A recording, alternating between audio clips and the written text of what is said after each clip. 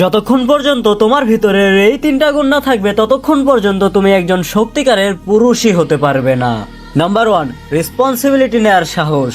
Excuse দেওয়া অনেক সহজ, ব্লেম করা আরো সহজ, কিন্তু আসল স্ট্রেংথ তো ওইটা যখন তুমি বলো যে যেইটা হবে ওইটা আমি দেখে নেব। রেসপন্সিবিলিটি উইক মানুষগুলো অ্যাভয়েড করে, আর একজন পুরুষ ওইটা অ্যাকসেপ্ট করে।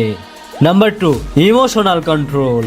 রাগ, জেদ, ফ্রাস্ট্রেশন, ইগো এগুলো সবকিছুই ন্যাচারাল, কিন্তু এগুলো যদি তোমার অভ্যাসে পরিণত হয়ে যায় তাহলে বুঝে নিও তুমি এগুলোর স্লেভ হয়ে পড়ে আছো। ইমোশন সবার ভিতরেই আছে, কিন্তু একজন সত্যিকারের পুরুষ ডিসিশন সবসময় মাথা থেকে নেয়। Number 3, consistency and discipline. একদিন কাজ করেই কোনো কিছু করা সম্ভব নয়। রিয়েল পাওয়ার তো তখন শুরু হয় যখন তুমি প্রতিদিনই একই কাজ করো, আর ওইটাই তোমাকে এগোতে সাহায্য করে।